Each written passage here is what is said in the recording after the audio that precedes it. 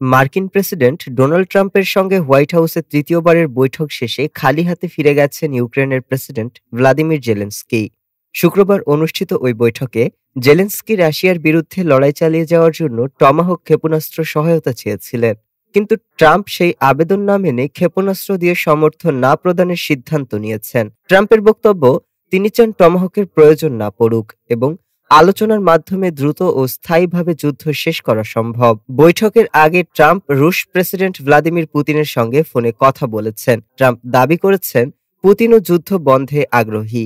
Zelensky বৈঠককে ফলপ্রসূ বলেছেন এবং ট্রাম্পের ভূমিকায় প্রশংসা করেছেন, যদিও টমাহক বা নির্দিষ্ট অস্ত্র সাহায্য নিয়ে মন্তব্য এড়িয়ে গেছেন জেলেনস্কি। দুই পক্ষ বিমান প্রতিরক্ষা ও দূরপাল্লার অস্ত্র বিষয়ে আলোচনা করেছেন বলে জেলেনস্কি উল্লেখ করেন।